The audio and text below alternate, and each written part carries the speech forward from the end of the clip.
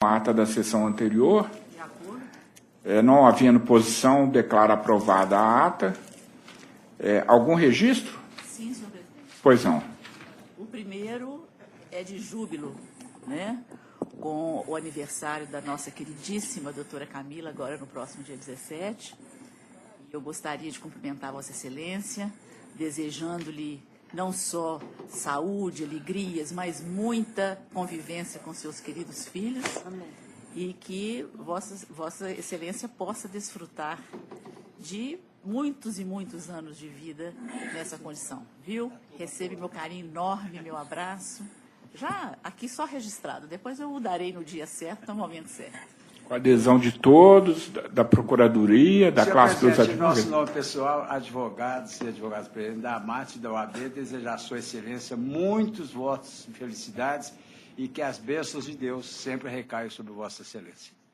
Amém. Muito obrigada a todos. Agradeço de coração. E, infelizmente, o segundo é de pesar com a nossa colega Ana Maria Escavalcante, né? Perdeu a mãe, Pela né? perda da mãe. Eu gostaria de requerer a Vossa Excelência que fosse oficiada Será feito. a ilustre juíza com as nossas condolências. Com a adesão de todos. E a nossa solidariedade. Algum outro registro? Então, a secretária, para o pregão, observadas as preferências regimentais.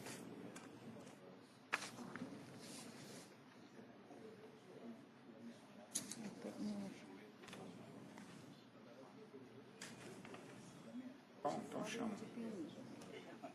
O roteiro de Piuí é mais longe, né? Chama o primeiro de Piuí. É a distância? Não, estão aí, né? Não, hoje não tem a distância, são advogados que estão presentes. Preferência regimental, inscrição feita na sala de sessão, advogado fora da região metropolitana de Belo Horizonte, processo eletrônico, sala de sessão, relatora, desembargadora Emília, segunda votante, desembargadora Camila, terceiro votante, desembargador Bozon. Número 29 da pauta, RO 10.918, 86-2016. Está presente Dr. Geraldo Santos Júnior pelo recorrido. Número 29 da pauta, 10.918. Foi feita na sala de sessão.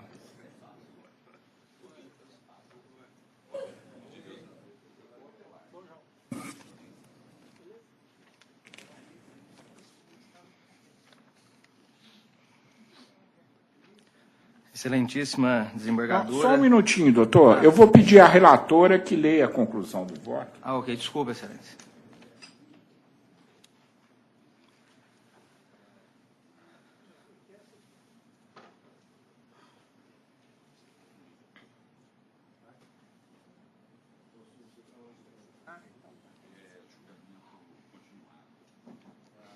É o 10.918, né? Isso. Ok. Posso ir à conclusão, senhor Pois presidente? não. Eu estou conhecendo o recurso interposto pela reclamante e, no mérito, negando-lhe provimento.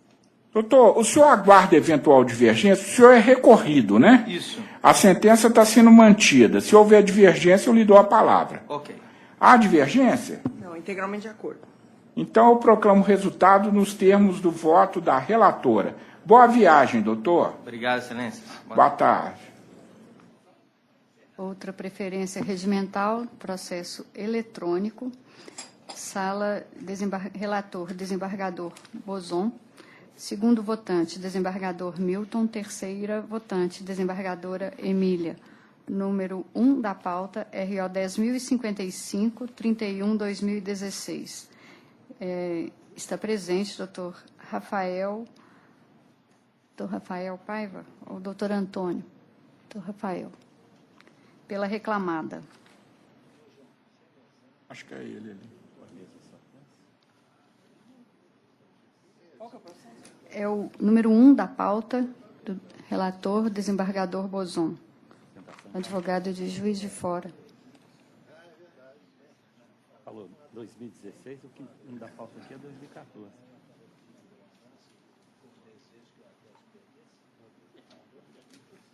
Eu estou conhecendo do recurso e dando-lhe provimento parcial para excluir da condenação o pagamento de acréscimo salarial por acúmulo de função e a indenização adicional, bem como excluindo do polo passivo o sócio Wesley Clavellari Lopes.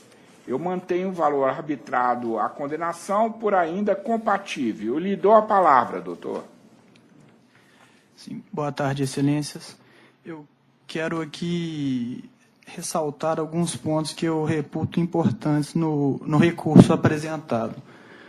O primeiro deles é sobre o cerceamento do contraditório e da ampla defesa por conta do indeferimento de uma oitiva da testemunha apresentada pelas Doutor, eu só rejeitei essa preliminar porque, no mérito, eu votei eu decidi a favor da empresa. Sim. Eu acabei excluindo as diferenças decorrentes do acúmulo de função. Não, sim, as diferenças sim, mas deixa eu ver mais o que eu... O nome dele é Lúcio. Que a outra questão parece... E o terceiro réu também foi excluído, então? Isso. Tá. E o reconhecimento da unicidade contratual, isso foi mantido, certo? Sim. Mas Sim. por causa da questão do grupo econômico. Mas lhe dou a palavra, doutor. Sim. Tá, eu vou tocar nesse ponto, então, da unicidade contratual e do grupo econômico. É que foi demonstrado no processo que o reclamante foi contratado primeiramente pela primeira ré. E após um tempo de labor, ele foi dispensado sem justa causa e foram pagas todas as verbas rescisórias, inclusive na presença do sindicato. Após um período, ele foi contratado pela segunda ré.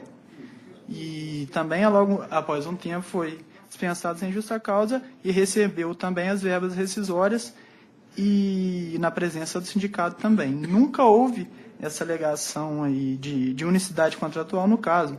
As empresas possuem CNPJ, sede e personalidade jurídica diversos. E a única coisa que elas têm em comum é o terceiro reclamado, o senhor Wesley, que foi até já, como a excelência explanou, excluído da lide. E eu reputo que isso não é suficiente para comprovar essa unicidade contratual e a ocorrência do grupo econômico, entendeu?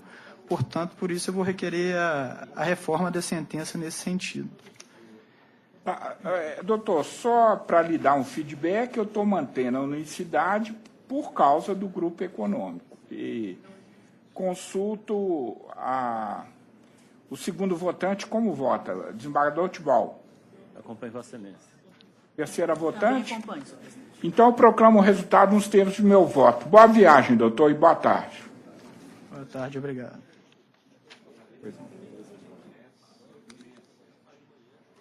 Pode chamar. Pode chamar. Processos adiados da sessão anterior, processos eletrônicos. Relatora, sala de sessão, relatora, desembargadora Emília. Segunda votante, desembargadora Camila. Terceiro votante, desembargador Bozon. Processo 10, RO 10-167-94-2016.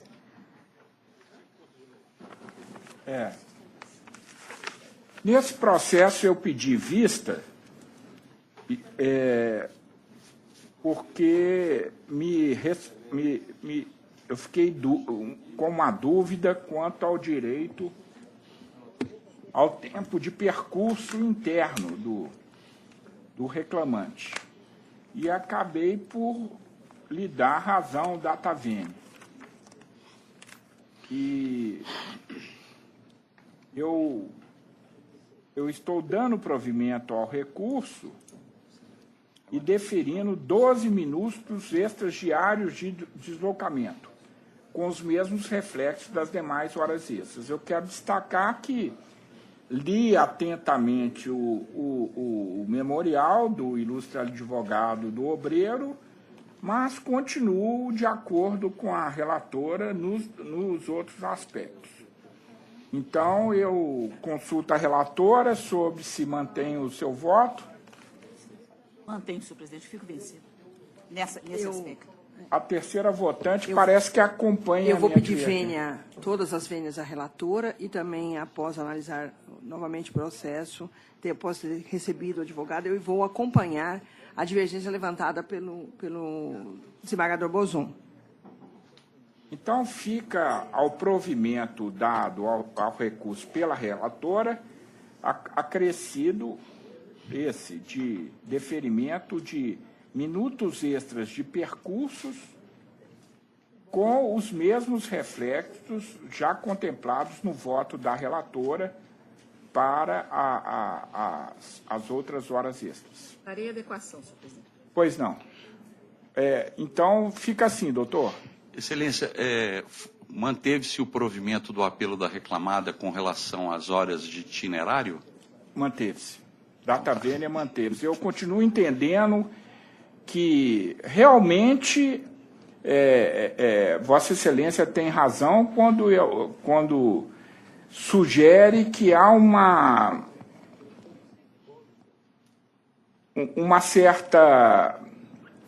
um certo rigor meu no deferimento de horas extras de In itinere. in itinere. Há mesmo, porque nesse caso, se a empresa não fornecesse esse especial, o reclamante teria que tomar 2 conduções e ainda caminhar 1,5 km entre uma condução e outra. Três. Isso só revela o quanto a empresa contribuiu para o trabalho e nessas circunstâncias eu não vou punir a empresa, não, data vênia. Então, Obrigado pela atenção, então, Excelência. Boa tarde. Boa tarde. Quanto a esses minutos extras de percurso. O próximo. Outro processo adiado é o RO 11-65703-2015. Também da sessão passada, Vossa Excelência tinha pedido vista após a sustentação oral. Não tem advogado presente, não. Está presente. 11-657. Esse é qual? Da Via Varejo, com o Kleber. Eu acabei, depois de consultar o processo, eu estou acompanhando o data vênia inteiramente a relatora. Também acompanho.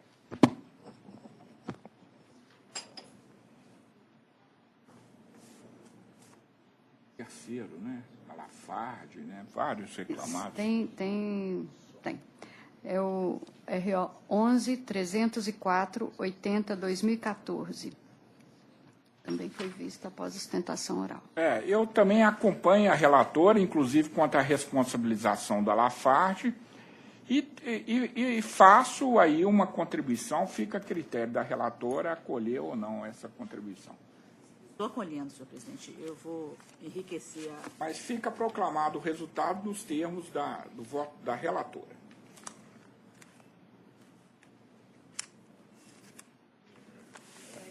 Porque eu vou chamando. Em todo caso, não foi eu que pedi vista, não. Eu pedi vista nesses 3. Pode. Processos físicos. Primeiro, número 14 da pauta. RO 1447-2014-114. Relator, desembargador Milton. Revisora, desembargadora Emília. Terceira votante, desembargadora Camila. Número 14. Inscrito, doutor Eduardo Amorim. Ausente. Há divergência lançada? Não. Não. Então, proclamo o resultado nos termos do voto da relatora. Número 3. AP 2731-2012-030. Relatora, desembargadora Camila. Revisor, desembargador Bozon. Terceiro votante, desembargador Milton. Número 3. Da presente, doutor Edson Gutierrez, pela primeira agravante. Esse é no No físico. Físico. inscrição feita agora, né? Não, a inscrição é físico. A segunda inscrição. E é processo meu? Você é a relatora. Não tem, não. Então, peraí. Aqui, tá aqui. Já achei. Ok.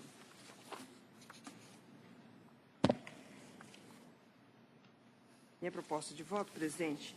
Conheço os agravos de petição interpostos por Tecidos e Armarinhos, Miguel Bartolomeu e Ronaldo Gonçalves Corrêa. No mérito, negue provimento aos apelos.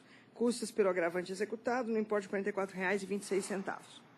O senhor defende os interesses da Empresa... Tecidos, né? Tecidos. Eu lhe dou a palavra, doutor. Pois não. Senhor desembargador presidente, senhoras desembargadoras, senhor desembargador, senhora procuradora, senhora secretária. Senhor presidente, toda a matéria contida na discussão eclodida está nas razões recursais que a empresa pretendeu através do seu agravo de instrumento. Assim sendo, senhor presidente, espera-se, pois, pedindo bem a sua excelência o relator, que o mesmo seja provido integralmente. E quanto à pretensão recursal do autor, que seja desprovido. É o que se espera. Muito obrigado. Nesse processo, como revisor, eu lancei uma divergência, acatando a tese de erro material e consulto o desembargador Tibal como vota. Qual que é esse processo? É o 3 da pauta. O 2731, 2012. Atuo. Vossa Excelência é o terceiro votante. E tem divergência aí? Tem, minha. Então, peço vista. Então, o processo... Para a próxima sessão? Próxima sessão. O processo fica adiado para a próxima sessão. Vossa Excelência não será intimado. Pois não, obrigado, excelência. Batado, doutor.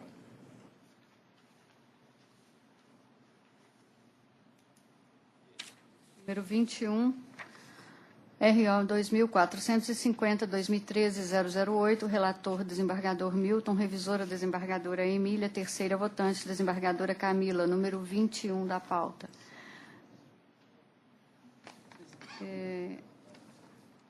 Advogado, inscrito, doutor José Francisco Dávila, doutor Divaldo Flores, ausentes. Há divergência? Não, senhor. Então, proclamo o resultado nos termos do voto do relator. Número 18, RO 2048-2014-025, relator desembargador Milton, revisora desembargadora Emília, terceira votante desembargadora Camila, número 18, presente Dr. Davidson Ferreira, pelo recorrente. Eu peço ao relator que leia a conclusão do voto.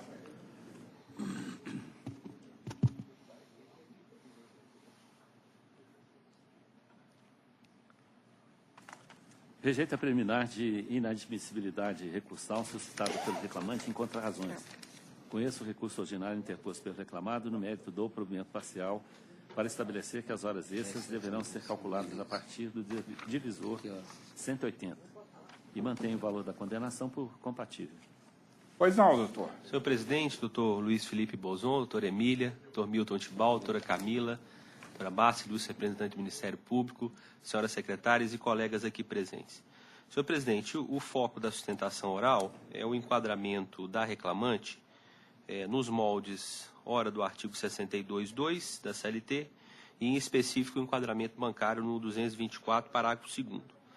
E faço isso com muita tranquilidade, senhor presidente, já que já é disso, né, que por demais de estratégia por parte dos advogados reclamantes, e no caso da Andréia, da reclamante, não foi diferente, de ajuizar uma primeira demanda pedindo equiparação salarial, com depoimentos diferentes, e, neste caso, pedindo o enquadramento como bancária comum e requerendo, portanto, as horas extras acima da 6ª hora e sucessivamente acima da 8ª hora. E o que se percebe, senhor presidente, num resumo, digamos assim, tanto de depoimento pessoal quanto também da prova testemunhal, pela própria reclamante aduzida e confeccionada, que, no final das contas, parece que nem a função de gerente se faz. No máximo um assessor operacional, coisa que valha, mas jamais com funções efetivas de gerência.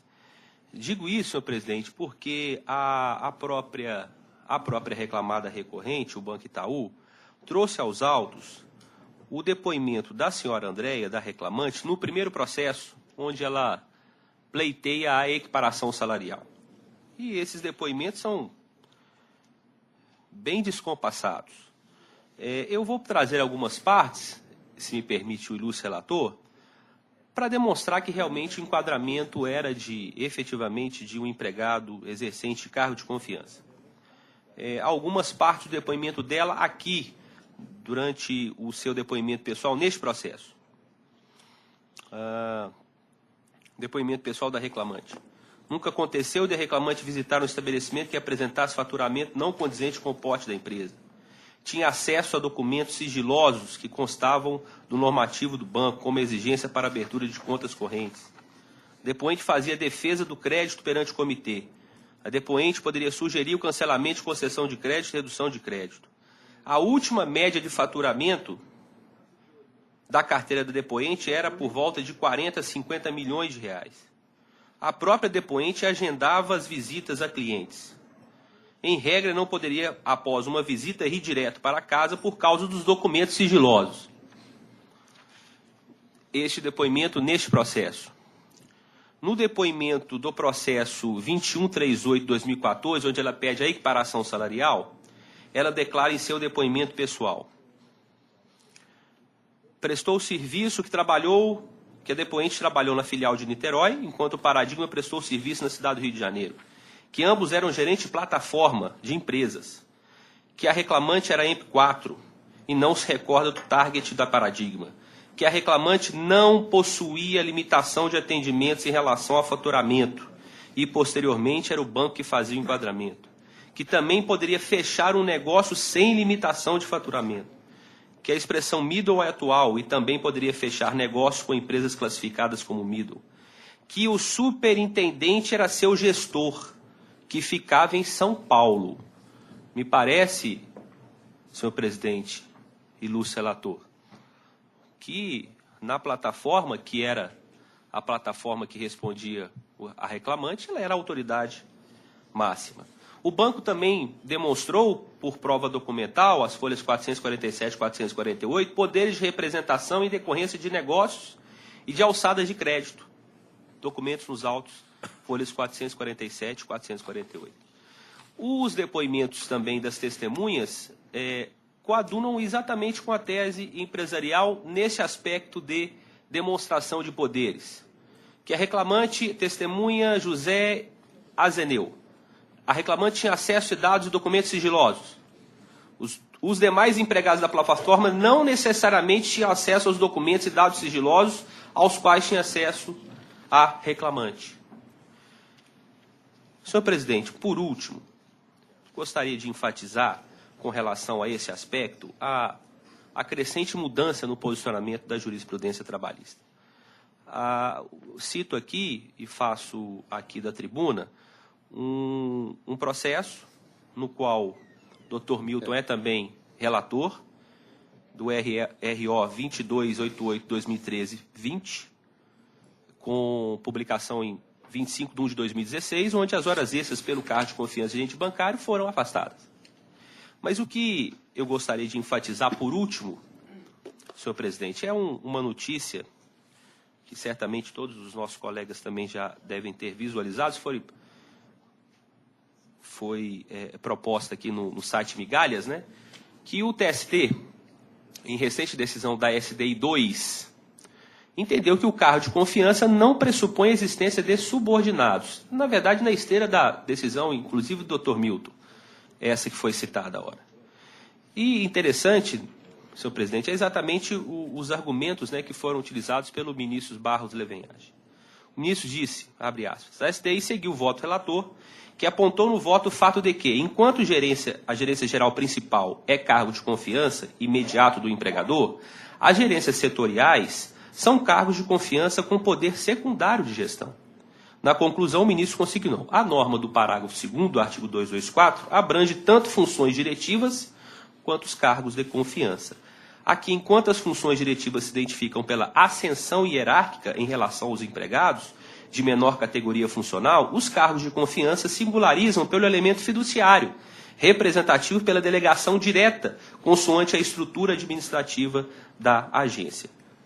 Abre aspas por ministro Barros Levenhage. Por conta disso, não é exigível que, em relação às funções diretivas, quer em relação aos cargos de confiança imediata, que aos seus componentes detenham o poder de mando e de gestão, ou mesmo admitir ou inadmitir eventuais subalternos, o que acabaria por igualá-los ao próprio empregador. E aí o ministro, senhor presidente, ilustre relator, ele elenca algumas dessas funções que se coadunam exatamente com a tese do banco, ora recorrente. Responsabilidade por carteira de clientes, isso na visão do ministro Barro Leveiage e da SDI 2, do TST. Abertura de contas, análise de produtos, participação de comitê, assinatura de cheque, poder de liberação, bloqueio de movimentação de contas pelos clientes, negociação sobre diversos produtos, emissão de considerações sobre saúde financeira dos clientes, que é o que fazia a reclamante. Então, senhor presidente, ilustre relator, com essas considerações e por estar comprovado nos autos aquilo que foi destacado desde o início da defesa empresarial, pelo provimento do apelo nesse aspecto também e nos demais pontos que já foram suscitados no RO. Relator? Senhor presidente, eu admiro muito um advogado combativo. Como ele suscitou uma decisão do TST que pode ter efetivamente alguma repercussão, eu vou pedir vista para a próxima sessão. E gostaria que o nobre advogado me mandasse esse teor do Migalha, para que eu possa me posicionar melhor. Eu só aduzo que os ex-alunos da FUMEC nunca me fazem passar vergonha. Né? E esse é mais um exemplo disso. Muito bem, doutor. Muito então, obrigado. Adiado para a próxima sessão, né? Próxima sessão. Obrigado também Fica pelo assim. livro, professor. Muito obrigado. Próximo. 9, AP 1549-2007-043, relator desembargador Bozon, revisor desembargador Milton, terceira votante, desembargadora Emília. Número 9, inscrito doutor Haroldo Plínio, ausente. Há divergência? Da minha parte, não. Então, proclamo o resultado nos termos do meu voto. 15, RO 1788, 2014, 137, relator desembargador Milton, revisora desembargadora Emília, terceira votante desembargadora Camila, número 15. Presente, doutor Matheus Reis, pela segunda recorrente. Eu peço ao relator que leia a conclusão do voto. Rejeita a preliminar de inovação recursal. Conheça em parte o recurso ordinário interposto pelo reclamado, as folhas 602 e 607, dele não conhecendo quanto ao tópico recursal da pré-contratação de horas extras, por falta de interesse recursal, e conheça o recurso ordinário interposto pelo reclamante. No mérito, nego provimento ao recurso ordinário interposto pelo reclamante e dou provimento parcial ao recurso ordinário interposto pelo reclamado, para estabelecer que as horas extras deverão ser calculadas a partir do divisor 180, bem como para excluir da condenação a determinação de expedição de ofícios ao SRTE, ao INSS e à Caixa Econômica Federal. Mantenho o valor da condenação por compatível com a expressão econômica das parcelas deferidas.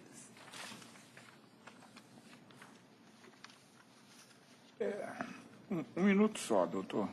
À vontade. Obrigado. Eu lhe dou a palavra, doutor. Primeiramente, gostaria de cumprimentar os excelentíssimos senhores desembargadores aqui presentes, a ilustre representante do Ministério Público, demais colegas advogados e servidores deste tribunal. O recurso a qual se requer provimento tem como pano de fundo uma reclamante bancária que, em decorrência de manobras fraudulentas perpetradas pelo banco recorrido, o Banco BMG, sofreu prejuízo na ordem financeira em claro aviltamento da legislação trabalhista vigente. Com relação ao primeiro tópico, ou seja, a integração da PLR à remuneração da recorrente, acertadamente, ao meu ver, o juiz sentenciante reconheceu que, não cumpridos os requisitos do artigo 2º da Lei 10.101 de 2000, há que ser reconhecida a natureza salarial das parcelas deferidas a título de das parcelas que haviam sido pagas a título de PLR. No entanto, o mesmo juiz sentenciante tratou de indeferir os reflexos em repouso semanal remunerado.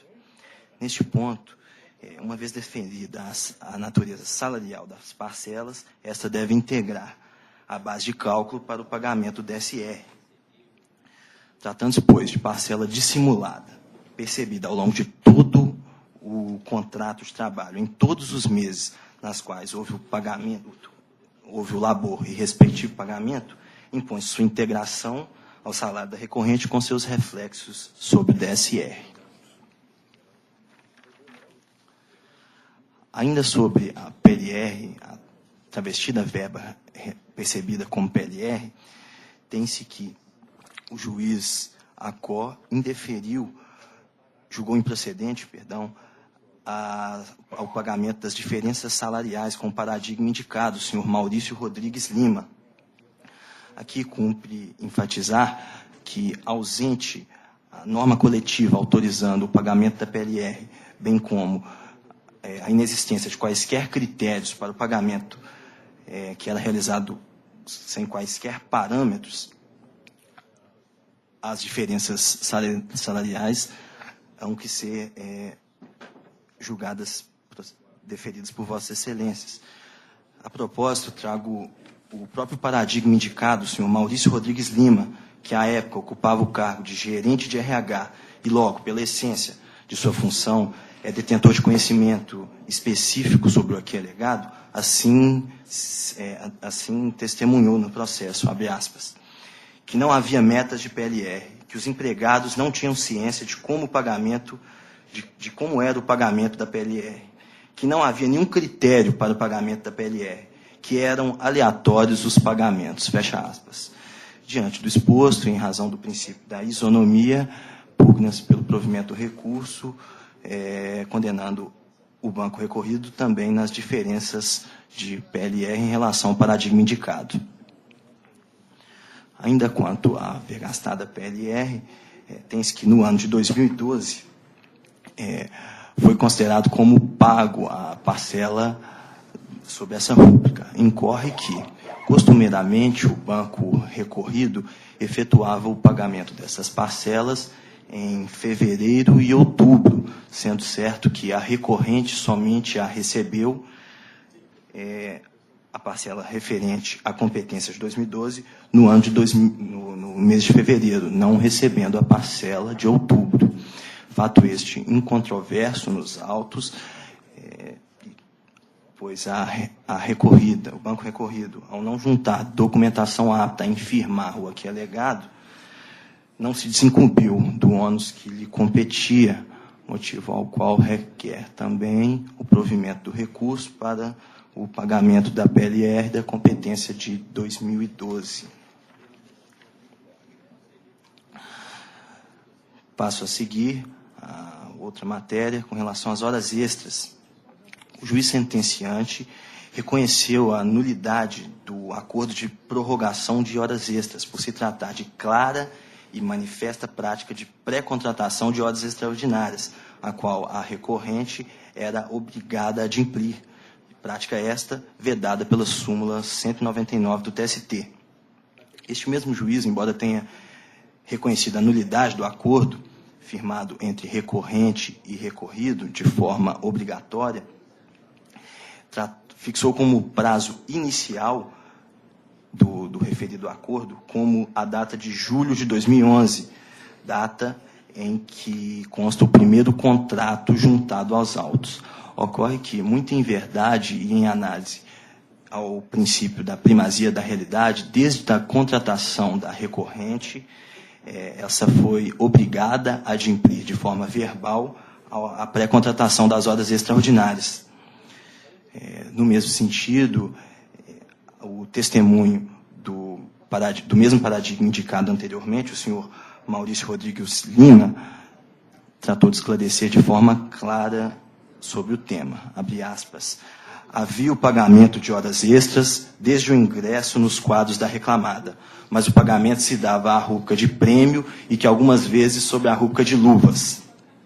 Sobre as mencionadas luvas, os demonstrativos de pagamento juntados pela reclamada evidenciam o pagamento de bonificação de luvas relativo à competência do mês de admissão da hora recorrente. Portanto, O pagamento realizado sob a rubrica de luvas relativa ao primeiro mês de trabalho da recorrente trata-se, muito em verdade, das horas extras que seriam laboradas nos meses de abril, maio e junho anteriores ao contrato de prorrogação de horas extras juntado aos autos. Motivo ao qual pugna-se pelo provimento do recurso para a condenação da reclamada nesse aspecto. Por fim, quanto ao uso do divisor 180, é incontestável nos autos que a reclamante laborava aos sábados, sendo certo que a norma coletiva determina que a repercussão das horas extras nos sábados, em se tratando de bancários, atrai a utilização do divisor 150, motivo ao qual pugna-se também, nesse ponto, pelo provimento do recurso interposto pela reclamante. Agradeço a atenção de todos. Uma boa tarde. Relator? Eu só tenho a destacar que a parcela de PLR que foi paga em fevereiro diz respeito a um adiantamento, porque o mês adequado para o pagamento é outubro e foi pago na época certa e apenas adiantado em relação ao exercício seguinte no mês de fevereiro. E no tocante ao divisor, nós acompanhamos a uniformização de jurisprudência. Revisora? Estou integralmente de acordo com o relator.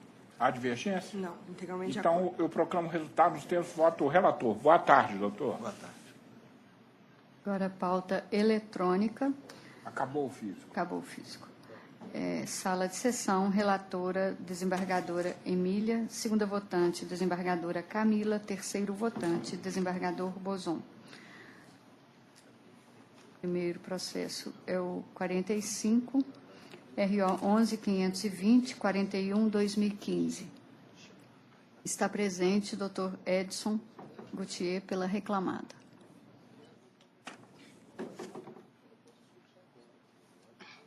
Eu peço à relatora que leia a conclusão do voto.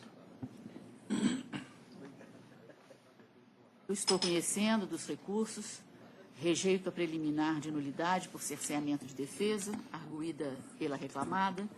No mérito, nego o provimento ao apelo do autor.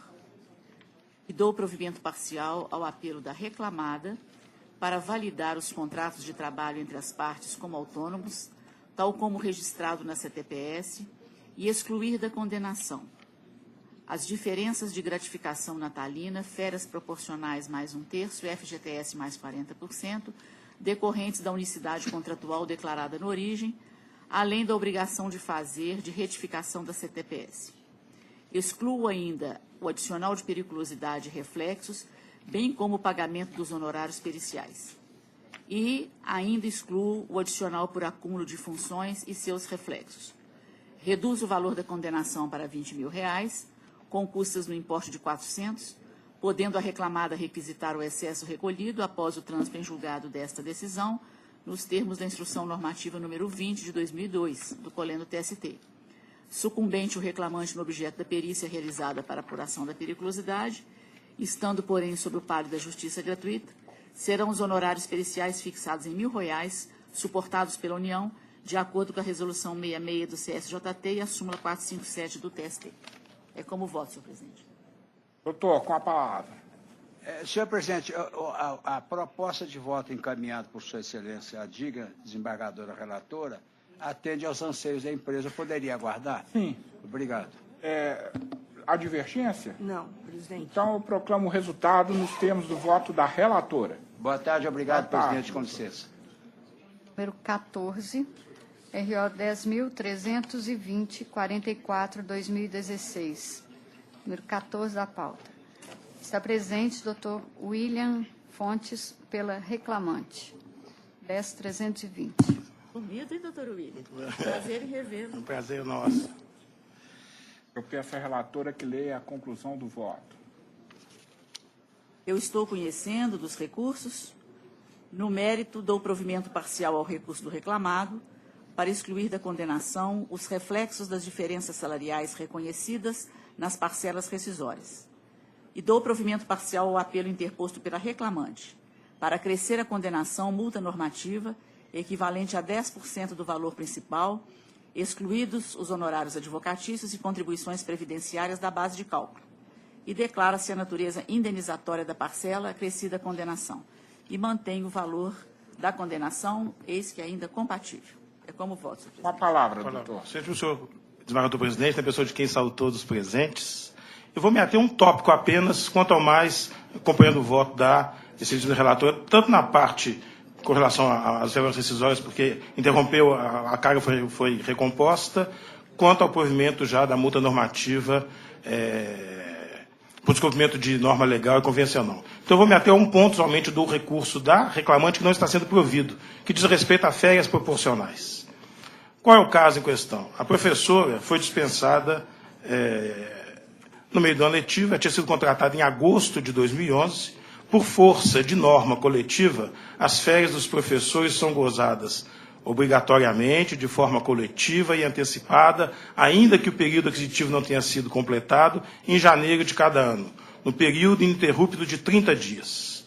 Daí, então, nós temos duas possibilidades. Aquela que foi acatada pelo juízo de primeiro grau, de que o professor gozou férias antecipadamente, por isso ele se tornou devedor do seu empregador, daqueles avos, daquele número de dias que ele gozou a mais, que ele teria direito pelo tempo de casa, no caso que ela tinha 6 meses de casa, teria direito a 15 dias de férias proporcionais ao rigor da lei, e não da convenção, e gozou 30 dias. Então ela permanece devedora de 6/12 do seu empregador. Dispensada com a projeção do aviso em julho, ela teria direito, em agosto, ela teria direito a 1/12 de férias tão somente. No nosso entendimento, e nós temos por base a norma coletiva concomitante aliada à norma seletista, de que o professor que goza férias por antecipação, inicia-se um novo período aquisitivo. Ou seja, todo professor, a partir de janeiro do ano seguinte à sua contratação, tem um período aquisitivo de férias alterado para janeiro a dezembro de cada ano. Goza férias em janeiro seguinte. Novo período aquisitivo janeiro a dezembro de cada ano, goza férias em janeiro seguinte. Qual que é a questão da dupla vantagem para ambas as partes na negociação coletiva? O empregador da área de educação é talvez o único ramo de atividade que não gasta um centavo sequer com salário e substituição. Todo professor tira férias em janeiro.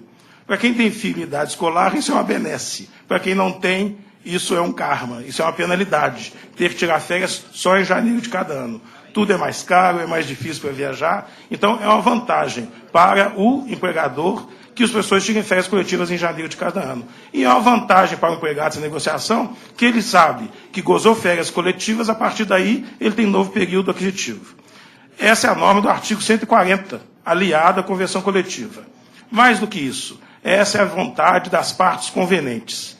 A convenção coletiva assinada entre o Simpro e o Sinep, que é o Sindicato das Escolas Particulares, diverge nesse ponto da convenção coletiva assinada com o Simpro, com o CID Idioma Livre, que é o Sindicato de Professores em Cursos de Idiomas.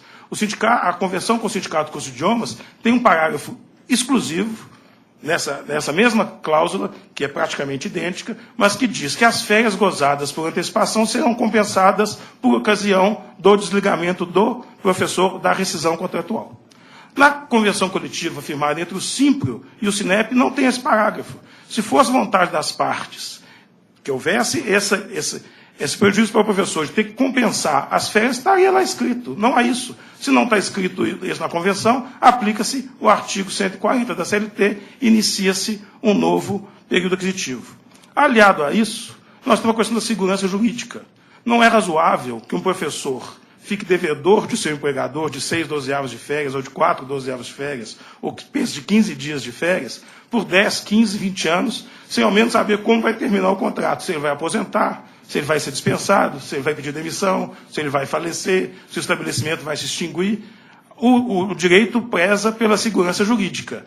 E a norma coletiva encontrou essa segurança jurídica. Gozadas férias em janeiro do ano, o período aquisitivo é alterado para janeiro a dezembro de cada ano. A vantagem para o professor é que ele gozou férias integrais, quando, pelo rigor da CLT, teria direito a férias só proporcionais. A vantagem para o empregador é que ele tem a segurança de que as férias serão gozadas sempre em janeiro de cada ano, sem ter que pagar salário de substituição para nenhum professor. Esse é o único ponto da sentença que nós insistimos seja reformada e seja condenado a reclamar do pagamento das férias proporcionais que foram sonegadas quando da dispensa da reclamante. Nada mais. Relatora. É uma questão de interpretação aqui da cláusula 38ª, né, doutor William?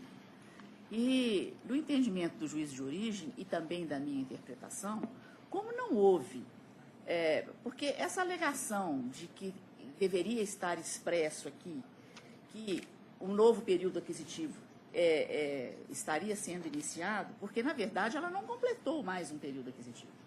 Porque, pela minha conta aqui, ela foi admitida em 2011 e, em 2012, teve início o primeiro período aquisitivo dela, né? E a projeção do aviso foi 31/7. Projeção do aviso. E, como ela tinha o gozo antecipado dessas férias em janeiro, o meu raciocínio foi matemático. Então, faltou pagar a ela 1/12 de férias. Eu não sei se a minha interpretação é muito restritiva ou muito literal ao que a cláusula convencional prevê. Entendo as razões de Vossa Excelência. Aliás, essa tese de Vossa Excelência já é defendida há bastante tempo, dessas férias antecipadas do professor. Mas eu vou manter o meu raciocínio. A votante? Eu acompanho integralmente a relatora. Eu acho que a não compensação é que tinha que ser expressa, e não a compensação expressa. O direito à compensação, a princípio, existe. Agora, se a categoria quer que não haja essa compensação, ela tem que colocar uma cláusula dizendo que não haverá compensação. Então, eu proclamo o resultado nos termos de voto da relatora. Boa tarde, doutora. Processo número 43, RO 11-354-24-2015. Inscrito, doutor Elias Negem Neto. Ausente. Tem divergência? Lançada não, senhor presidente. Não? Então, eu proclamo o resultado nos termos de voto da relatora. 54, AIRO 11-796-54-2016. Presente, doutor Marco Túlio Furtado, pela reclamante. 11-796-54. Eu peço à relatora que leia a conclusão do voto. Eu estou conhecendo do agravo de instrumento e, no mérito, estou lhe dando provimento para admitir o recurso ordinário interposto pela reclamante, ao qual eu estou negando o provimento. O senhor está por quem, doutor? Eu estou pela reclamante, Excelência. Eu lhe dou a palavra.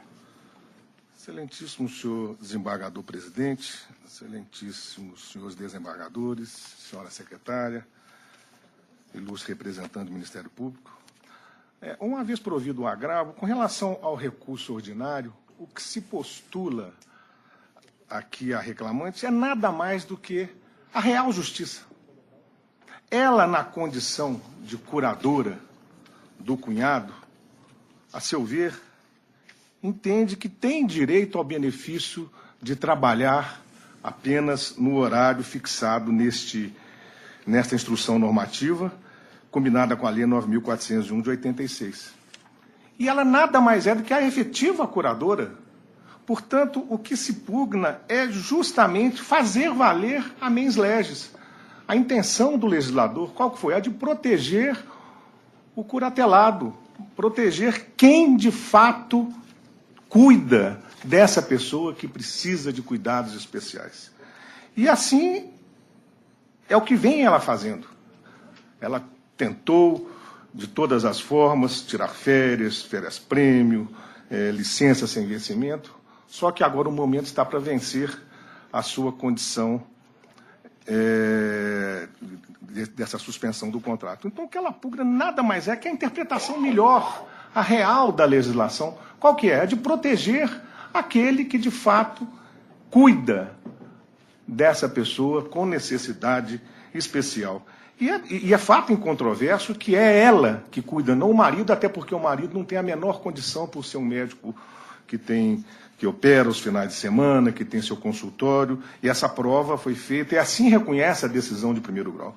Portanto, eminentes julgadores, o que se pugna aqui é, de fato, o fim social da norma, que é proteger o curatelado e proporcionar a esse empregado tal como ocorre com inúmeros outros lá na BH Trans, que possa, de fato, valer-se dessa jornada que é reduzida em função da necessidade do curatelado. Então, pelo princípio da primazia da realidade, tão destacado aqui na nossa justiça especializada, né, o que se procura a lei? Procura proteger o curatelado. Então, suplica, espera que a ilustre relatora, desembargadora, reveja essa condição, se sensibilize pela situação de fato que ocorre, e já que o interesse da legislação é, de fato, proteger o curatelado. E em sendo ela a real curadora, que não há a menor dúvida, sombra de dúvida com relação a isso, espera que seja acolhido e provido o pleito, por ser de real justiça. Muito obrigado. Doutora? A gente se comove mesmo com a situação, mas, juridicamente, ela quer a aplicação da Instrução Normativa DPR 2 de 2009, que dá a redução de jornada para os empregados que são, na BH Trans, que são responsáveis pelo cuidado com pessoas excepcionais, pessoas que necessitam de um cuidador. O problema aqui é que ela não é responsável legal pelo cunhado. O responsável legal é o marido dela. Então, haveria de se, talvez, remanejar essa situação juridicamente para que ela pudesse, então, sim, pleitear. Mas, dessa forma, eu não tenho base legal para definir. Infelizmente, não tenho. Eu mantenho o meu voto. Segunda votante. Como bem afirmou a ilustre relatora, tanto no voto como agora oralmente, ela até fez um destaque, uma anotação pública para nós, para o segundo e terceiro votante, também acompanha integralmente o posicionamento. A dúvida que fica é por que eles não pedem isso, né? Por que não... Por que não muda o curador? E aí ela estaria plenamente apta a requerer essa redução. Do jeito que está, eu acho que juiz não tem que ficar se metendo. Eu não tenho como, eu não tenho base legal. A gente aplica a lei, a gente não faz o que é justiça. Justiça a gente deixa com Deus mesmo. Então, eu proclamo o resultado nos termos do voto da relatora. Obrigado, excelência. Boa tarde a todos. 17, RO 10.418, 30/2015. Está inscrito o doutor Eduardo Amorim. Ausente. Há divergência lançada? Não.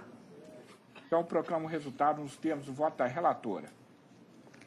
41, RO 11.308, 67/2015. Está presente doutora Karen Ferreira, pela reclamante. Número 41, 11.308. Peço à relatora que leia a conclusão do voto. Eu estou conhecendo dos recursos e negando-lhes provimento. Com a palavra, doutora. Boa tarde, excelentíssimo senhor presidente, egrégia turma, demais membros. O recurso da reclamante versa sobre o adicional da periculosidade e a estabilidade, né, com relação ao membro da CIPA, que a reclamante era membro, e a multa convencional. No caso do adicional de periculosidade, cumpre destacar que, conforme informado pela reclamante e comprovado pelo laudo, né, que foi feito da perícia, ela trabalhava em um local próximo aos produtos inflamáveis e fazia a limpeza ali próximo a esses produtos, de modo que, dessa forma, atrai a aplicação do artigo 193 da CLT, inciso 1º. Nesse ponto, que requer a reforma da sentença nesse sentido. Quanto ao pedido de estabilidade, né, tem que destacar a existência de uma carta de renúncia que não foi feita, e nem por vontade da reclamante, conforme declarado em audiência de instrução, que foi uma carta que foi proposta pela reclamada para que ela pudesse renunciar ao seu período de estabilidade aí. Um ponto que tem que ser demonstrado é que o conteúdo e a forma com que foi escrita a carta é um conteúdo de uma escrita rebuscada. E também trouxemos a informação no processo, inclusive no recurso, que existe uma carta semelhante de um membro na mesma situação, né, de outra funcionária da empresa, em que a conduta da reclamada foi a mesma, de apresentar essa carta sem ao menos informar exatamente o que a reclamante estava assinando. Por fim, quero demonstrar aí com relação à multa convencional, né, no atraso da homologação, previsto no artigo 51 da CCT, colacionada no ID de C4A69 e 0. Por todo exposto, requer seja provido recurso da reclamante e, consequentemente, desprovido recurso da reclamada no tocante ao pedido de retirada da condenação da insalubridade. Obrigada. Relatora. O recurso da reclamada, estou negando o provimento, então estou mantendo adicional. No caso da renúncia, eu não posso crer que uma pessoa que é eleita para CIPA numa empresa desse porte não tenha conhecimento que esteja assinando um documento de renúncia. E depois o TRCT foi homologado. Foi homologado. Então, o representante do sindicato naturalmente confirmou essa demissão. Então, senhor presidente, eu não vejo razão para alterar meu voto, não. Eu estou mantendo. Segunda votante. Acompanho integralmente a relatora. Eu proclamo o resultado nos termos do voto da relatora. Boa tarde, doutora. Boa tarde, agradeço. Número 22, RO 10.679, 67/2016. Está presente Dr. Vinícius Miranda, pelos reclamantes. 10.679. Eu peço à relatora que leia a conclusão do voto. Eu gostaria de assinalar que recebi o memorial, o doutor Vinícius esteve no meu gabinete. Então, é aquela matéria que nós já temos julgado e já temos decisão firmada. Eu estou conhecendo dos recursos, rejeito as preliminares suscitadas pela reclamada de incompetência da Justiça do Trabalho e litisconsórcio passivo necessário. E, no mérito, eu estou dando provimento ao apelo da Caixa para afastar a condenação de origem, julgando improcedentes os pedidos, ficando prejudicado o exame do recurso do reclamante. Invertidos os ônus da sucumbência, as custas de R$ 1.000 sobre 50.000, valor atribuído à causa, serão suportados pela autora, isenta por ser beneficiária da justiça gratuita. São os concursos da Caixa. Pois não, doutor, com a palavra. Boa tarde a todos, excelentíssimos desembargadores, membros do Ministério Público, colegas advogados. O caso em questão, como já é de conhecimento desse tribunal, tem várias ações nesse sentido, do aprovado em concurso público, no certame da Caixa Econômica Federal, que não obtém a sua nomeação, muito embora o concurso seja de cadastro de reserva, enquanto nesse ínterim a empresa promove uma enorme terceirização das suas atividades fins, afetando diretamente o direito à nomeação desses aprovados. A terceirização se dá por várias formas. A que vem sendo acatada em primeira instância, a tese que vem sendo predominante em primeira instância, já que a maior parte dos juízes de piso tem acatado a tese dos aprovados, é de que a terceirização do serviço de telemarketing pela empresa, que ocorreu durante 2 anos e 3 meses do prazo de vigência do concurso, que se encontra suspenso em razão de uma ação civil, o prazo de vigência que se encontra suspenso em razão de uma ação civil pública do Ministério Público do Distrito Federal, que dentre outras várias alegações, como o abuso, o procurador Carlos Brizola, que é o autor dessa ação, ele demonstra na ação o abuso que a empresa comete ao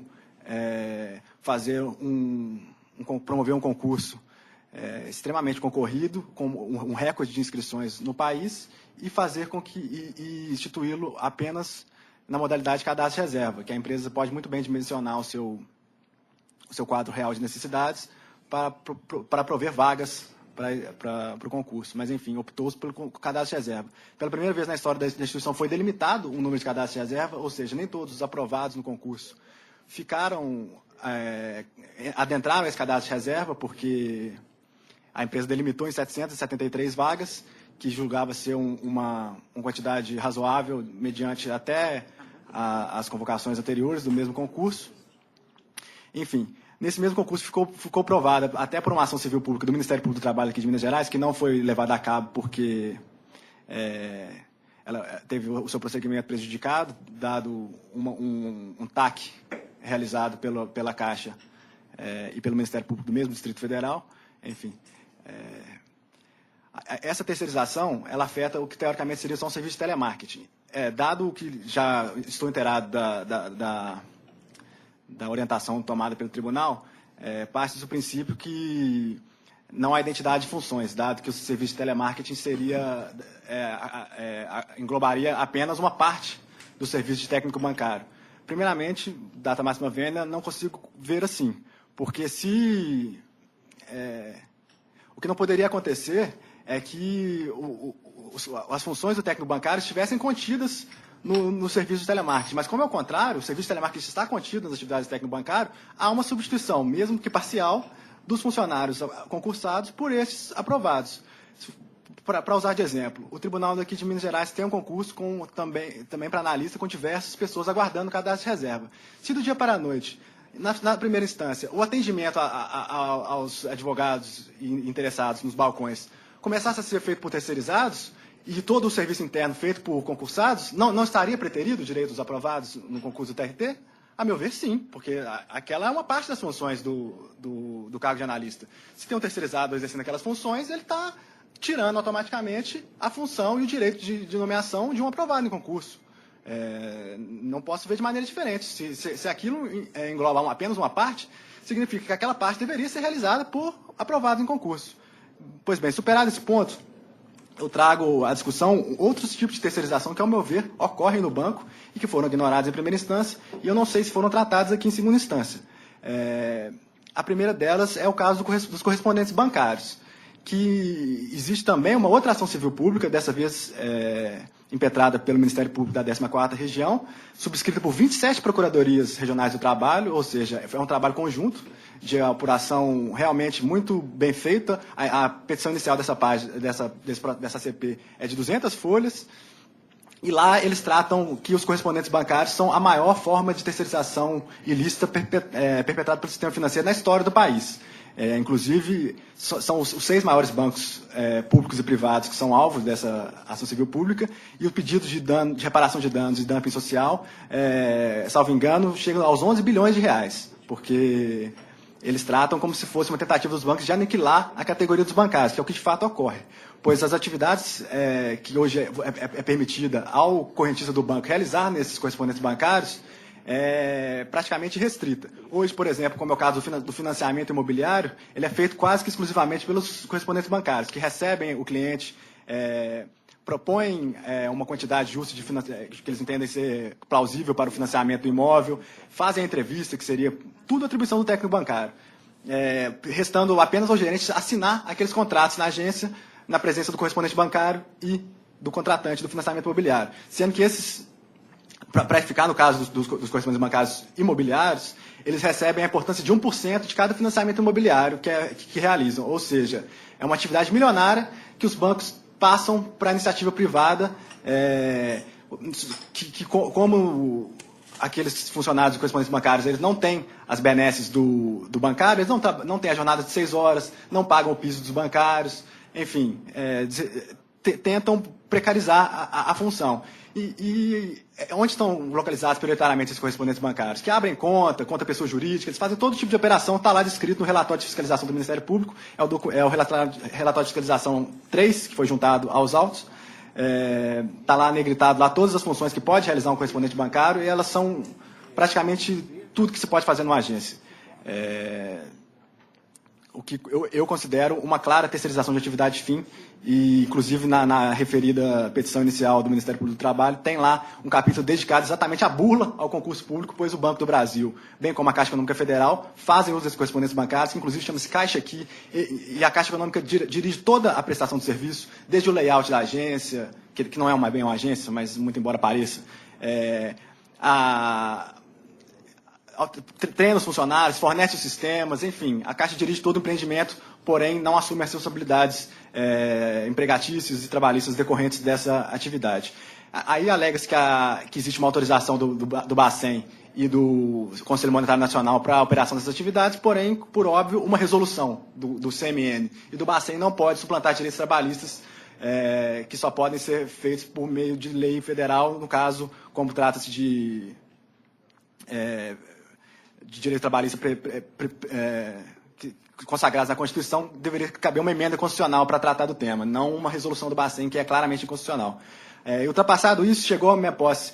Infelizmente, eu não pude juntar a tempo no processo, porque eu tive um problema pessoal, meu pai estava no CTI, eu não pude juntar esses documentos anteriormente, só levei pessoalmente mais a caráter informativo aos gabinetes. A Caixa recentemente, não tão recentemente assim, mas o documento só chegou à minha posse nessa semana que passou, porque é um documento confidencial do banco, um regulamento interno no qual ficou instituída a figura do correspondente bancário, do bancário temporário, ou seja, a própria empresa está abrindo a possibilidade de, em razão de uma demanda que eles dizem que vai ser extraordinária, imagino que por essa questão do FGTS inativo, eles já prevendo um aumento de demanda no banco, estão abrindo a possibilidade de contratar bancários temporários para atender as pessoas.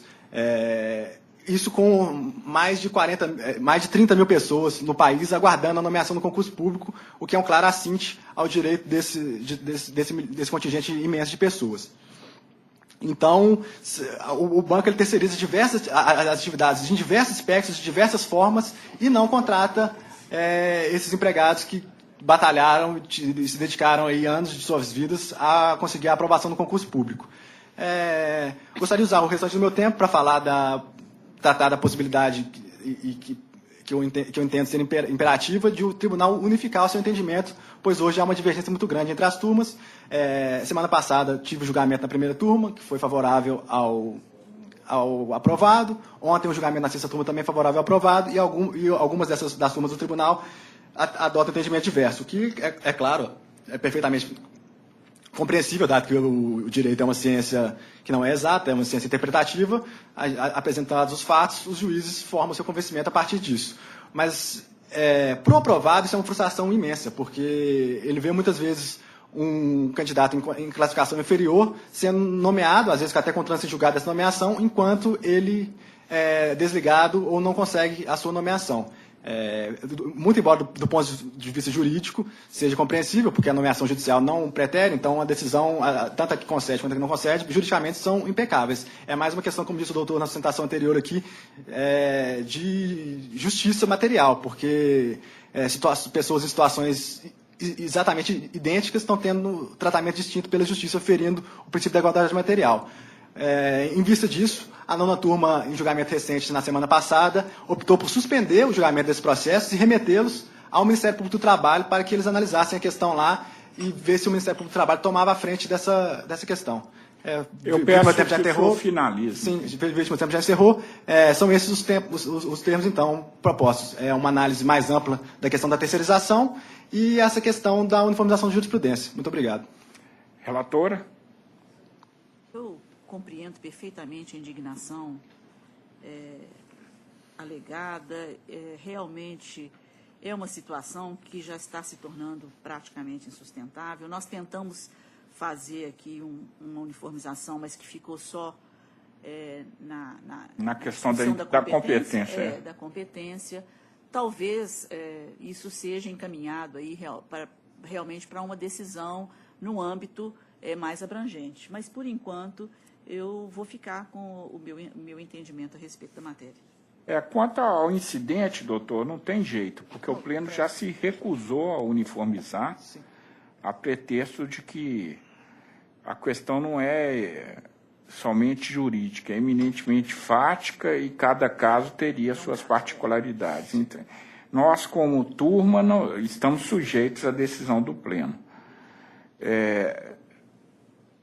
Segunda votante. Eu também acuso o recebimento de memorial e essa é a posição já adotada pela nossa turma, então acompanho integralmente a eminente relatora. Como terceiro votante, eu estou de acordo, e não quero matar o senhor de susto, não, mas nas varas do trabalho o senhor tem sido atendido por estagiários, viu, doutor? Não, tenho perfeita ciência disso, mas o estagiário ainda está lá, ainda pode aplicar aquilo um caráter didático, de aprendizado, que ele está introduzindo na ciência jurídica e aquele atendimento não deixa de ser um aprendizado. Porém, o meu exemplo é mais ilustrativo, de que você terceirizar determinadas funções de um cargo não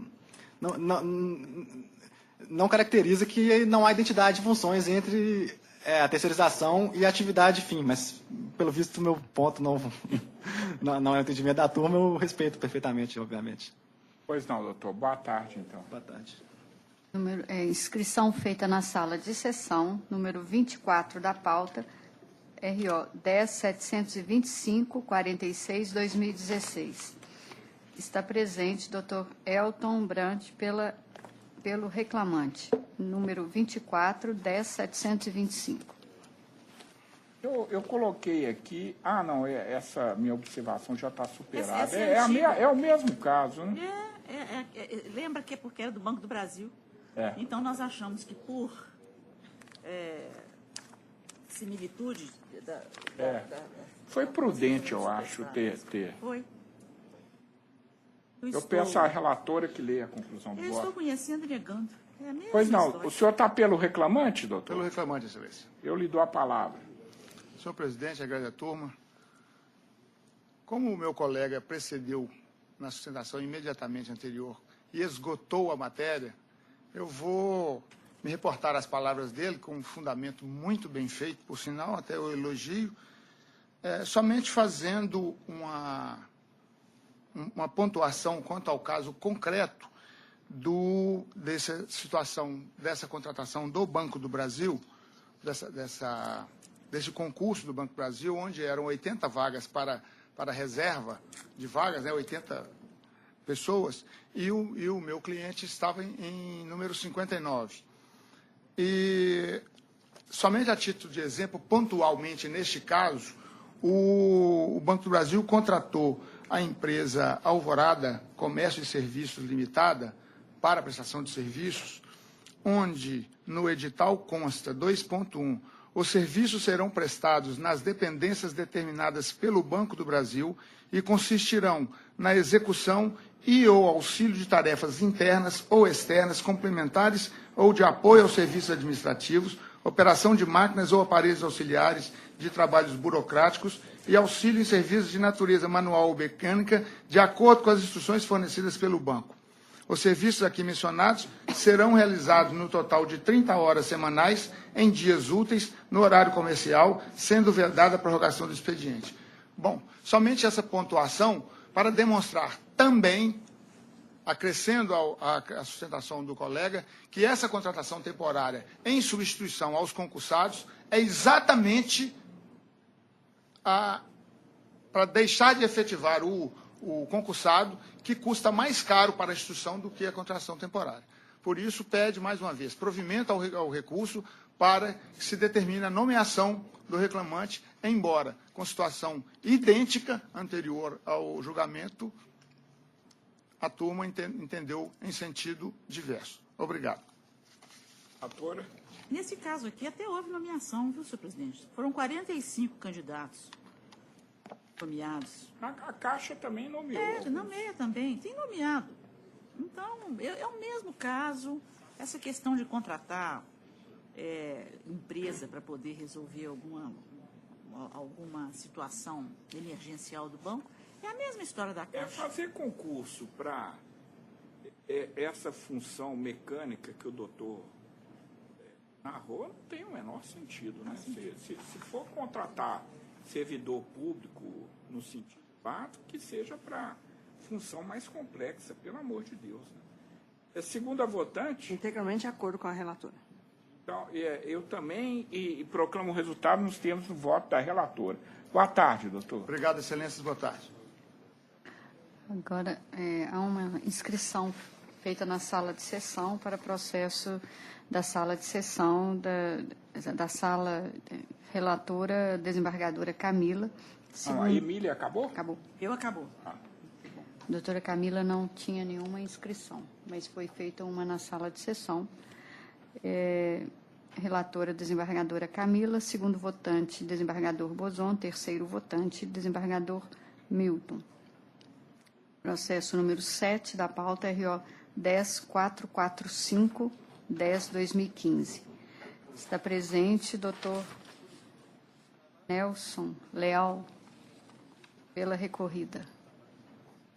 Qual processo? 7 o número. 10445. Eu peço à relatora que leia a conclusão do voto. Conheço do recurso ordinário interposto por Oscar Guilherme Soto Torres e, no mérito, nego provimento ao apelo. O senhor está por quem, doutor? Pela reclamada recorrida, excelência. O senhor aguarda eventual divergência? Sim, excelência. Há divergência? Não. Então, eu proclamo o resultado nos termos do voto da relatora. Boa tarde, doutor. Muito obrigado, boa tarde. Aproveitar e também enaltecer os meus cumprimentos à eminente relatora pelo vindouro aniversário. Muito Parabéns. obrigada, doutora. Amém. Agora, sala de sessão. Relator, desembargador Bozon. Segundo votante, desembargador Milton. Terceira votante, desembargadora Emília. Número 20, RO 10.448, 48/2016. Está presente doutor Kleber Carvalho, pelo reclamante. 10.448.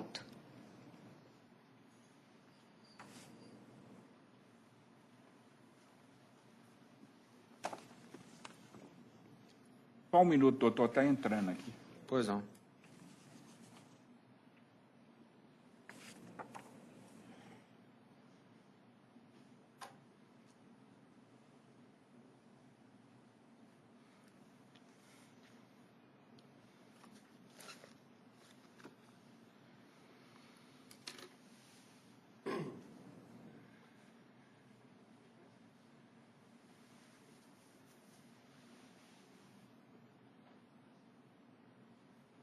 Eu conheço dos recursos, nego o provimento ao recurso da reclamada e dou parcial provimento ao recurso do reclamante para condenar a reclamada ao pagamento de horas extras além da sexta, diária e 30ª semanal, com reflexo e dedução, nos termos do corpo do voto.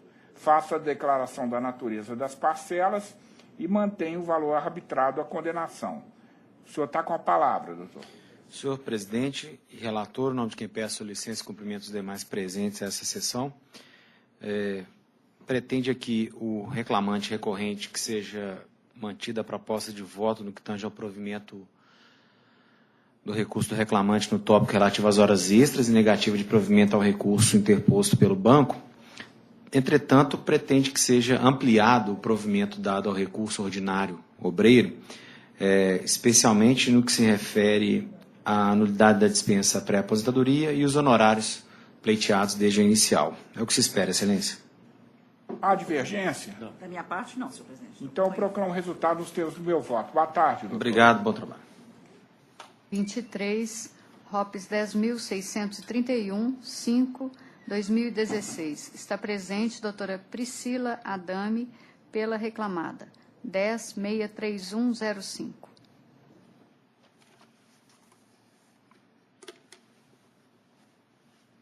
Eu estou conhecendo do recurso e dando-lhe provimento parcial para excluir da condenação as horas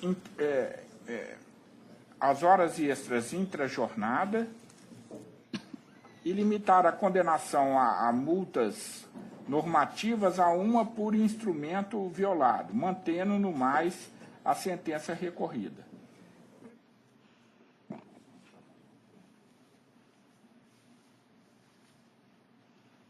Pois não, doutora, eu lhe dou a palavra. Boa tarde, excelentíssimo desembargador presidente, relator, demais membros da mesa, membros do Ministério Público, serventuários, colegas presentes. Em relação à questão do intervalo intrajornada, atende os anseios do recurso da recorrente, né, empresa reclamada, e vou ser breve, então, porque o único ponto que permanece ainda com procedência é a questão das horas extras por sobrejornada e as horas extras decorrentes do artigo 384 da CLT. Em relação a essas horas extras, a primeira coisa que foi comprovada e constatada, pode ser constatada nos autos, é que os cartões de ponto apresentados com a defesa foram considerados plenamente válidos. Né? Não houve nenhuma prova aí por parte da reclamante recorrida, no intuito de invalidar os horários de entrada e saída anotados no cartão de ponto. E, analisando a sentença, o único fundamento que foi utilizado para condenar a empresa em horas extras por excesso de labor foi justamente que a empresa não teria comprovado a possibilidade de realização de banco de horas ou a existência de acordo individual, prevista em contrato de trabalho. Foi, desde defesa, razões recursais, a empresa recorrente demonstrou que, primeiro, em relação ao acordo individual, havia, sim, previsão, conforme pode ser observado aí no artigo, na cláusula 4ª do contrato de trabalho. Então, há, sim, um acordo individual. E em relação ao banco de horas... Doutora, desculpe interromper, mas a questão aqui está relacionada ao enquadramento sindical. O banco de horas exige acordo coletivo, né? E no acordo coletivo tido como aplicável pela sentença, e esse ponto de vista está sendo mantido, a convenção coletiva aplicável seria a do Sintap, que não prevê o banco de horas. Pois eu já chegaria nesse ponto agora, Excelência. Então, já adiantando, o que acontece? A empresa comprovou aí o reenquadramento sindical. Tá? Isso aí, desde a defesa, foi exposto. O que acontece? O contrato da reclamante ele iniciou dia 2 de fevereiro de 2015 e até o final de 2015 não era a convenção do Sintap, que vigia durante esse período. Era a convenção coletiva da FECOENG. E a convenção coletiva da FECOENG, na cláusula 19ª, autoriza, sim, a realização de banco de horas data vênia, o entendimento do senhor. Então, foi destacada essa cláusula da convenção e o reenquadramento só foi feito a partir de 1º de fevereiro de 2016. E o contrato de trabalho da reclamante vigorou até 19 de 1 de 2016. Então, durante o contrato dela, ela ficou 19 dias apenas sob vigência da convenção coletiva do Sintap, que condiciona a realização do banco de horas à celebração de acordo coletivo. E, analisando o cartão de ponto desse mês de janeiro, desses 19 dias, ela não fez hora extra. Então, não haveria prejuízo aí nessa análise. Agora, a maior parte do contrato, que foi 2015, de fevereiro a 2012, era outra convenção coletiva, que não era do Sintap, era da FECOENG com FEComércio, que prevê na cláusula 19ª a possibilidade de banco de horas. E o que chama atenção aqui, comprovada essa existência, essa autorização da questão do banco de horas, em instrução, a reclamante recorrida não comprovou invalidade da realização do banco de horas. Em nenhum momento ela menciona que havia um controle incorreto, era ônus dela comprovar a invalidade desse banco de horas. E isso não aconteceu. Tanto que o fundamento da sentença é só a existência ou autorização prevista em convenção para banco de horas. O sentenciante ele não entrou no mérito da validade ou não do banco de horas. Então, é isso que a gente chamou atenção no recurso, foi muito bem explicado na defesa, e existe, sim, autorização na convenção coletiva para esse ponto. Então, gostaria de chamar a atenção de Vossas Excelências para esse documento que foi apresentado com a defesa, foi demonstrada aí mais facilmente nas ações recursais e pediu a procedência, o provimento do recurso também para reverter, reformar a sentença aí nesse ponto e excluir a condenação.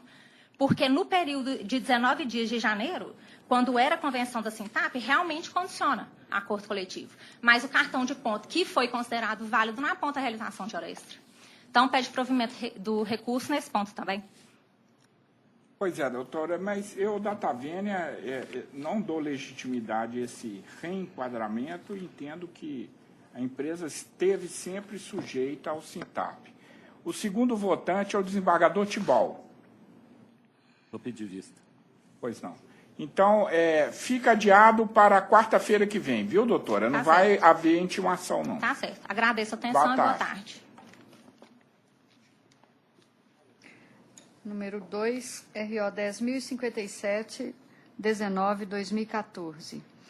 Presente, doutor João Luiz Avelar, pelo reclamante. Número 2, RO 10.057.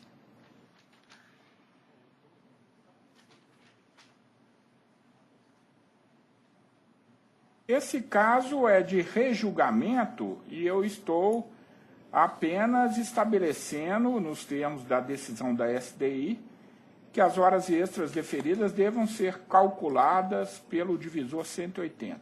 E dou a palavra ao advogado.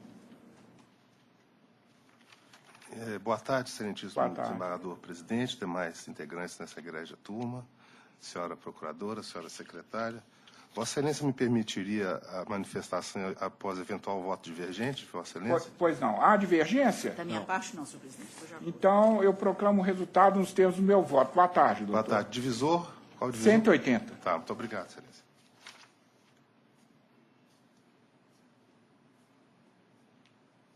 Sala também terminaram os processos. Agora, sala de sessão, relator, desembargador Milton. Segunda votante, desembargadora Emília. Terceira votante, desembargadora Camila. Esse da pauta, então, não vai sustentar, não, né? Da minha. Esse já foi o que foi de Juiz de Fora. Ah, tá. Qual que é o do doutor Milton que você pregou? Agora é o número 16, RO 10.638-40, da sala doutor Milton.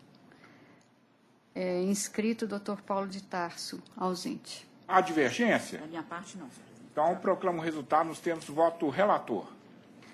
50, ROPS 11.879, 72-2016. Presente, doutor Alex Novaes, pelo reclamante. Número 50, ROPS 11.879. Eu peço ao relator que leia a conclusão do voto.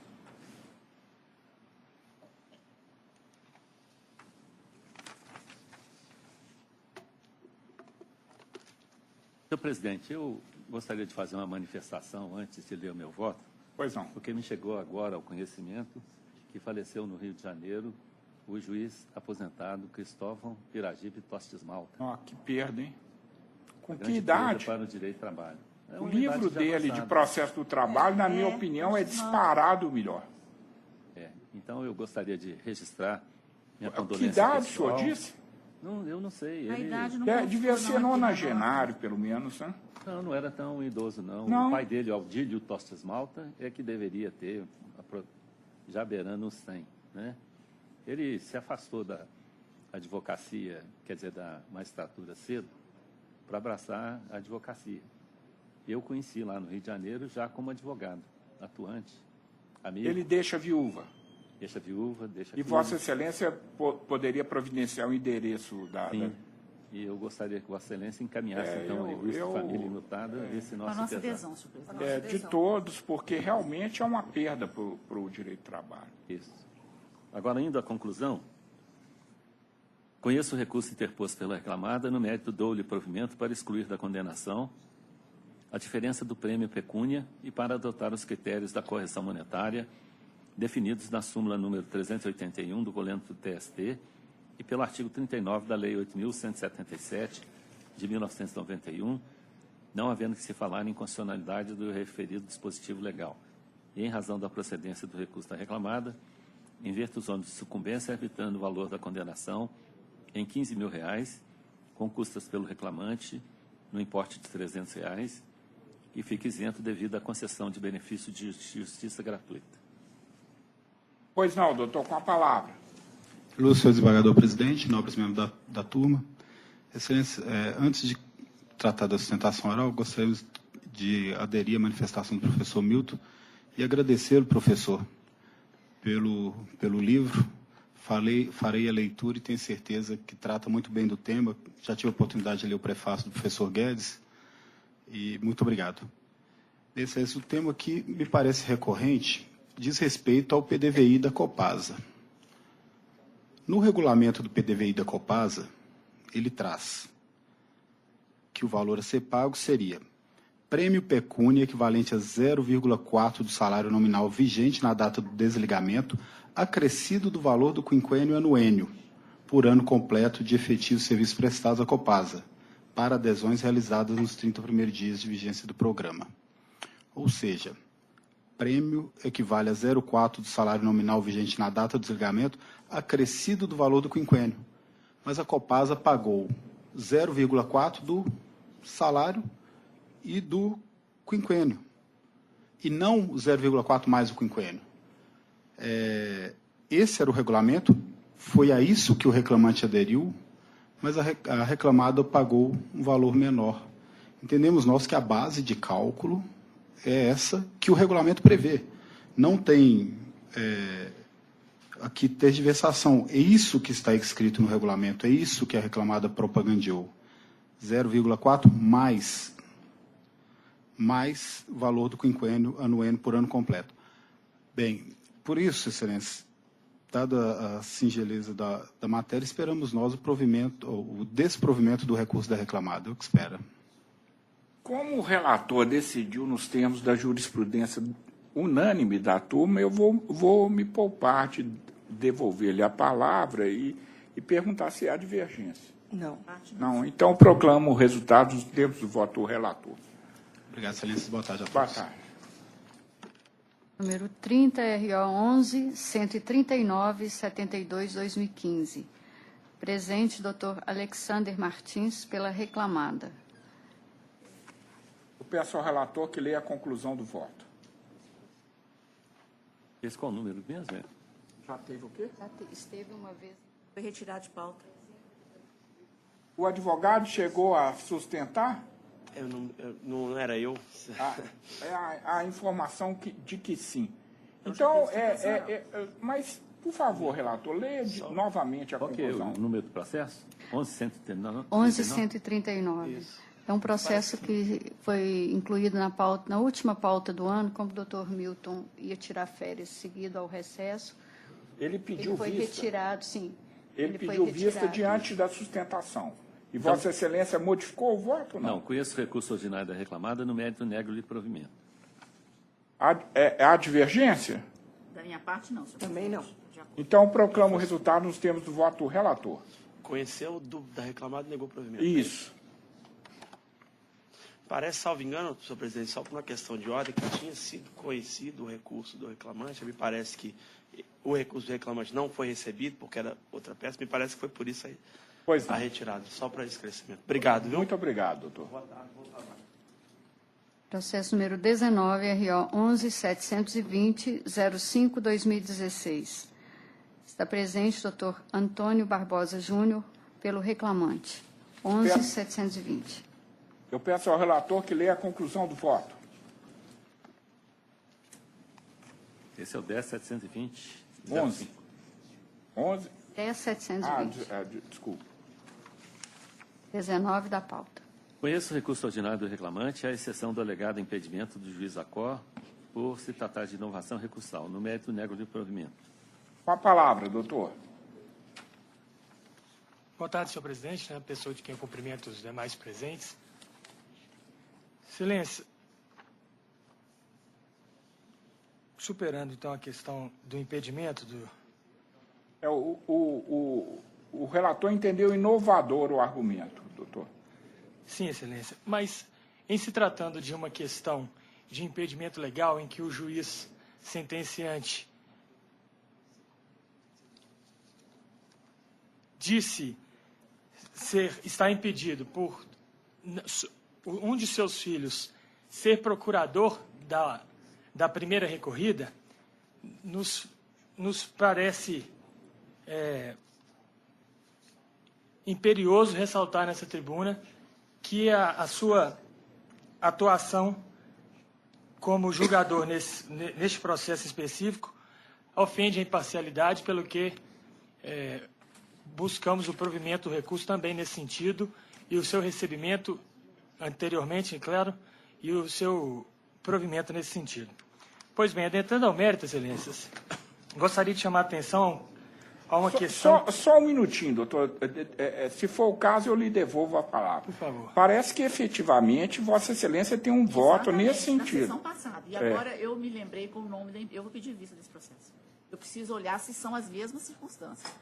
Vamos combinar o seguinte, para a semana que vem, desembargador? A segunda votante está pedindo vista para a semana que vem. Sim. Se essa questão preliminar não for acolhida, eu lhe devolvo a palavra quanto ao mérito. Tá Excelente, bem? excelência. O senhor pode me cobrar isso, tá? Ok. Então, por hora, fica adiado para a semana que vem. Vossa Excelência não vai ser intimado. Tudo bem. Mas, apesar disso, se a questão do impedimento ficar superada, eu lhe devolvo a palavra. Tá? Muito obrigado, excelências. Boa tarde.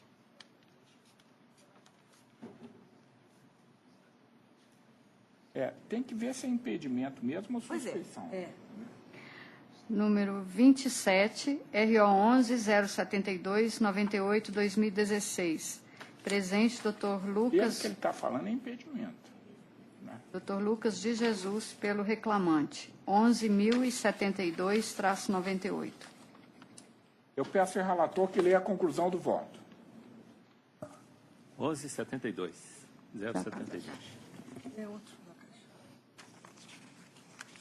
É aquele negócio do concurso?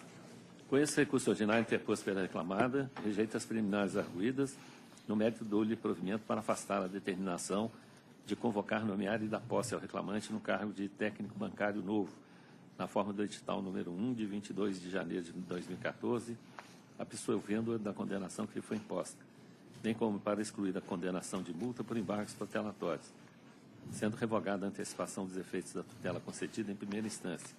Em virtude da sucumbência, fixando custas no importe de R$ 800, calculadas sobre R$ 40 mil, valor atribuído à causa, ficando o reclamante isento do pagamento por ser beneficiário de justiça gratuita. Doutor, com a palavra. Sim. Boa tarde aos nobres colegas, aos nobres desembargadores e aos nobres membros do Ministério Público do Trabalho. Bom, eu conheço a posição contrária à aprovação do concurso público da Câmara, mas mesmo assim venho fazer essa tentação oral para enfatizar o que foi dito na petição inicial, na impugnação, contestação e nas contrarrazões do recurso. Bom, o reclamante ele foi aprovado no concurso público realizado pela reclamada para cadastro reserva. Ele foi aprovado na posição número 43 no polo de Uberlândia, de um total de 239 vagas ofertadas. Bom, durante a vigência do concurso, a reclamada, a Caixa Econômica Federal, contratou vários trabalhadores de telemarketing por meio de terceirização ilícita para fazer as mesmas funções de técnico bancário, que seria vender os produtos financeiros da própria Caixa Econômica Federal. Bom, sei que aqui é uma turma de direito do trabalho, mas cumpre lembrar um artigo de direito público aqui. O artigo 37, inciso 2º da Constituição Federal, que diz que a investidura em cargo ou emprego público depende de aprovação prévia em concurso público de provas ou de provas e títulos, de acordo com a natureza e a complexidade do cargo ou emprego, na forma prevista em lei, ressaltadas as nomeações para cargo em comissão, declarada em lei de livre nomeação e exoneração. O que não ocorreu, porque não foram nomeados em cargo e comissão, foram nomeados para atividade fim da empresa. Bom, cumpre salientar também o entendimento do STJ a respeito do tema. O STJ adota o entendimento de que a mera expectativa de nomeação dos candidatos aprovados em concurso público fora do número de vagas convola-se em direito líquido e certo quando, dentro do prazo de validade do certame, a contratação de pessoal de forma precária para o preenchimento de vagas existentes, com prescrição daqueles que, aprovados, estariam aptos a optar o mesmo cargo ou função, tendo sido transcritas diversas jurisprudências nesse sentido. Cumpre também observar aqui o entendimento do STF consolidado na súmula 15. Dentro do prazo de validade do concurso, o candidato aprovado tem o direito à nomeação quando o cargo for preenchido sem observância da classificação.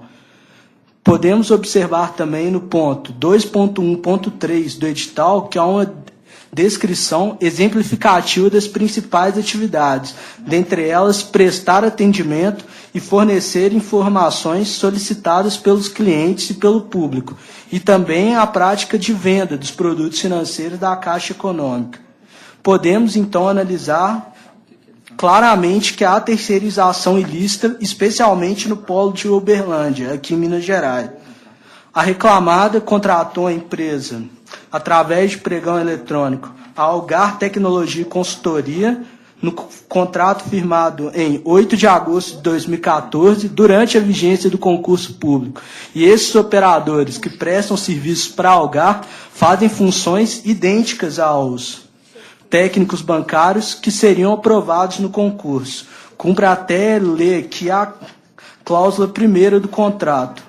Constitui-se objeto do presente instrumento, sem exclusividade de qualquer natureza, prestação de serviço de teleatendimento, de venda e revenda de produtos de capitalização na forma e escopo definidos na RFP, datada de 30 de 9 de 2013, versão 02/13, anexo desse contrato. Por venda, entende-se a recuperação de clientes antigos e prospecção de novos clientes baseados em modelos de propensão, considerando o perfil de compra e permanência. Por revenda, entende a oferta de produtos a clientes com possibilidade de resgate para a utilização do novo negócio. Nota-se, então, claramente aí a identidade de funções com o item 2.1.3 do edital do concurso. Confirmando essa isonomia também, foram proferidas diversas decisões favoráveis à terceirização ilícita desses operadores de telemarketing que prestam serviço para a Caixa Econômica. E esses, então, fazendo jus à equiparação salarial, o que foi definido em diversas decisões proferidas pelas turmas do TRT. Foi juntado aos autos também um comprovante de que esses operadores de telemarketing usam o mesmo sistema de trabalho dos técnicos bancários. Esclarece também aos senhores desembargadores que o cargo de técnico bancário possui diversas funções mesmo. Inclusive, eles dividem dentro da mesma agência para atender melhor o público. Eles praticam, então, funções diferentes dentro da mesma agência. Então, voltamos ao entendimento do STJ, que convalida-se em direito líquido e certo quando, dentro do prazo de validade do certame, há contratação de pessoal de forma precária para o preenchimento de vagas existentes, com preterição daqueles que, aprovados, estariam aptos a ocupar o cargo em função.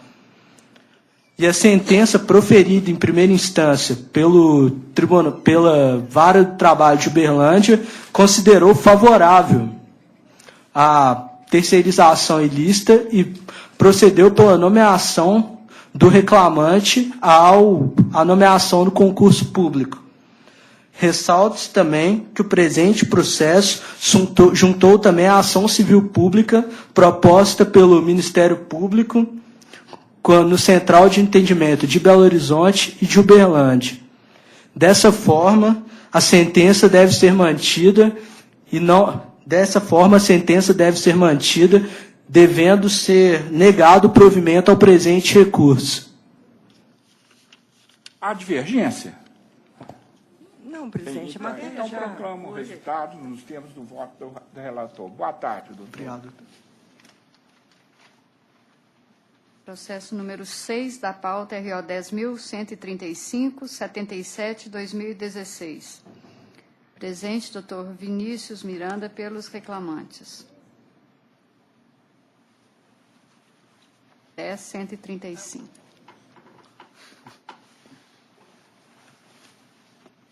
Eu peço ao relator que leia a conclusão do voto. Primeiramente, acuso o recebimento de memorial. Conheço os recursos interpostos pelas partes, rejeita preliminar de processamento de incidente de demanda repetitiva e ou de uniformização de jurisprudência, arguída pelo reclamante, no mérito nego provimento aos recursos.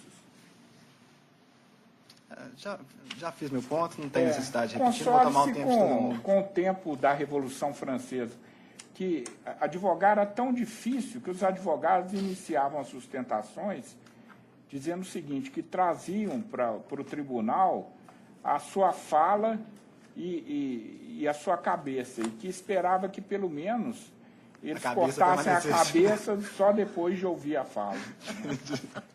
É. Naquele tempo, sim, era muito arriscado ser advogado. Hoje até que não. Não, sim. É. Eu sei que vou permanecer com a cabeça, mas vou dispensar a fala, porque já falei o que tinha que falar. Então, eu proclamo o resultado nos termos do voto do relator. Obrigado, boa tarde. Inscrição feita na sala de sessão, 45 da pauta, RO 11.710.80/2016. Presente, doutor Leonardo Milhorato, pela reclamante. Eu peço ao 45. relator que leia a conclusão do voto. Relatoria de quê? Esse- O desembargador Milton, né? É, Ah, sim. Qual que é o número? 11.710, é o 45 da pauta. Inscrição feita na sala de sessão.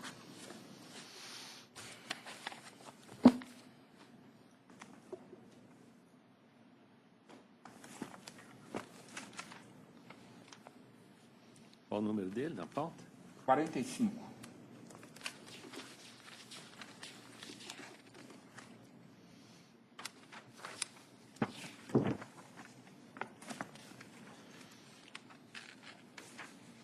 Conheço os recursos ordinários interpostos pelas partes, no mérito nego-lhes provimento.